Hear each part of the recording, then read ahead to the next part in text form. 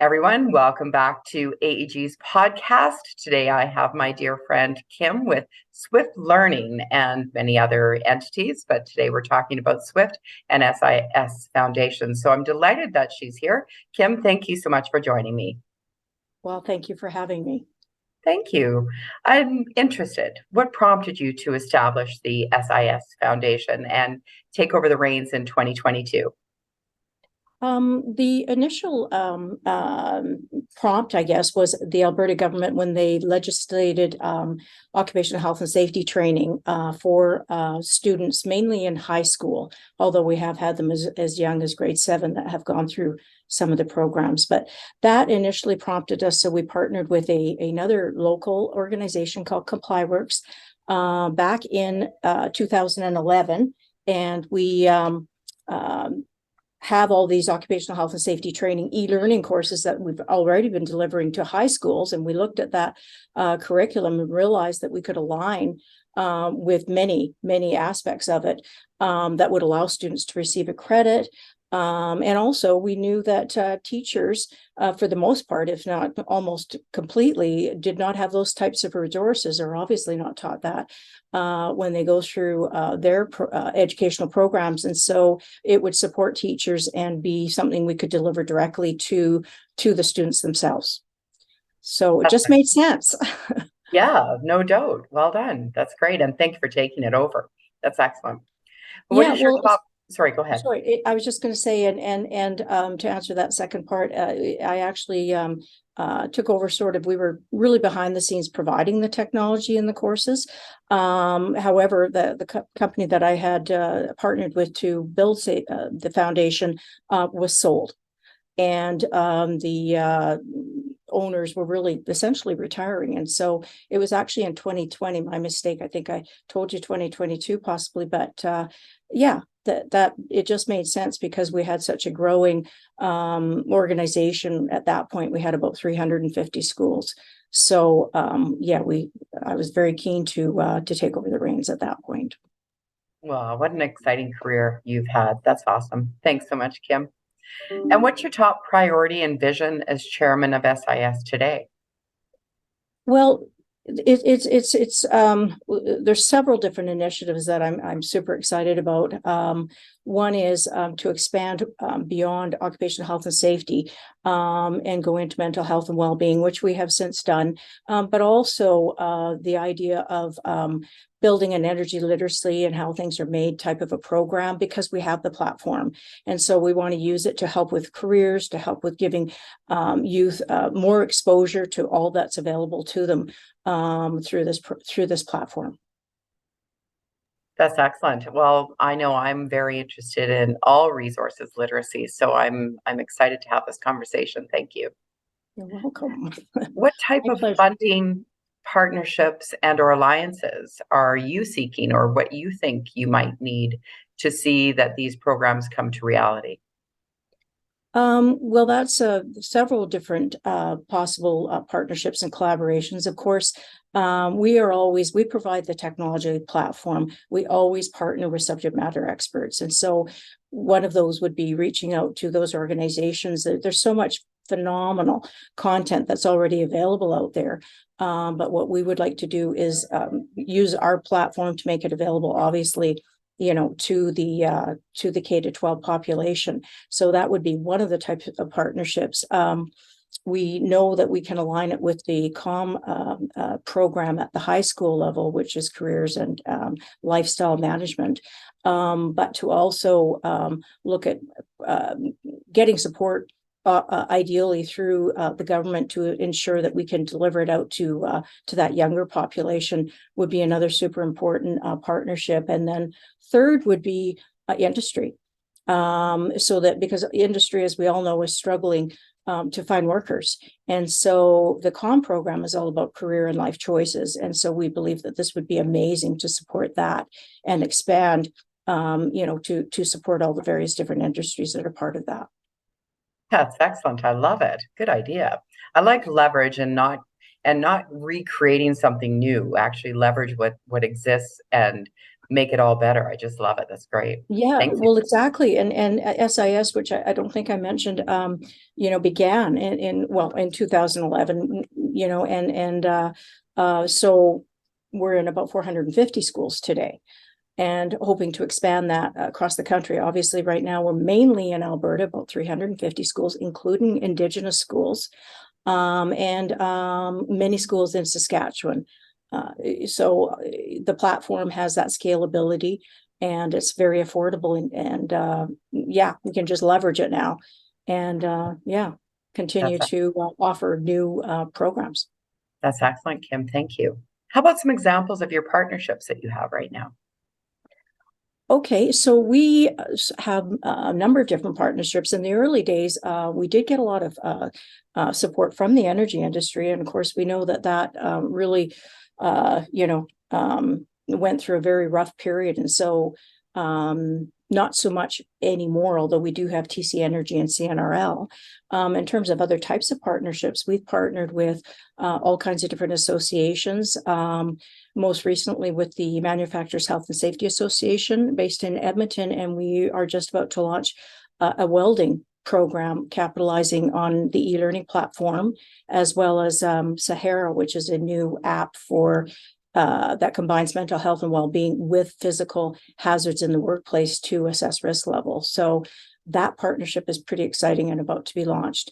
Another one we have that is very close to being launched as well is with the Calgary Fire Department. And that program is to reach those youth to educate them about the hazards for residential fire safety.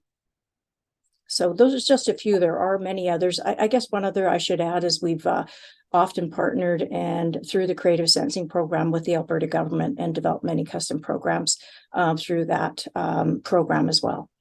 Excellent. Wow, Kim, you've got your tentacles in many different areas. That's exciting. Yeah, hard to keep track. I know how organized you are, so I'm sure you're all good. And the Sahara, you've mentioned around mental health. As you know, I've got a passion around mental health as well. Do you mind going a little deeper on that and how does it work? Tell us more about it. Yeah, absolutely. And again, through safety in schools, when I took over as chairman, I got more exposure to that creative sentencing programs. And they are essentially it's set up to when there's an incident in the workplace and they come in and assess that. And then they basically there are fines that are applied to various different organizations depending on if they've met legislation or not, and the severity of the accident, has training been in place, all those sorts of things. That monies though that goes into sort of the government coffers is meant to be then spent on mitigating that accident. And so we've successfully won several different proposals to develop these custom programs, but Sahara in particular, it was a eureka moment that came to me about how we actually assess risk level. And it's traditionally always been done really just looking at the physical hazards, but there are many studies that have been done that show that the mental health, mindset, and well-being of the individual is a much higher factor that lead to accidents in the workplace.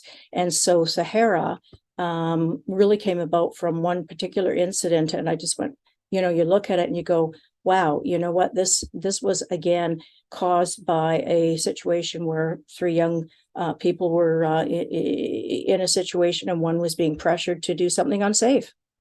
And, it was just a eureka moment, if I could pronounce that you really need to combine the two. So that was kind of the original genesis for Sahara. That's wonderful. Very, very cool. And Swift, I'm curious about your vision for that and your SAAS and Sahara technology, your vision for all of it.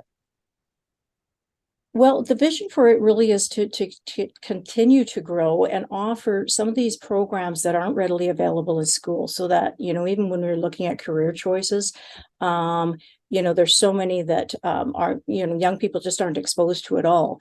And so eventually I hope to partner with various different stakeholders that want to expand programs in that space that we can use our technology to build out. Maybe eventually it could even become sort of an online charter school, or partner with, there's various different organizations that have all kinds of different content that would allow us to offer something that would benefit, the community at large, but certainly youth to have more exposure to what's available to them. The world is their oyster, as they say.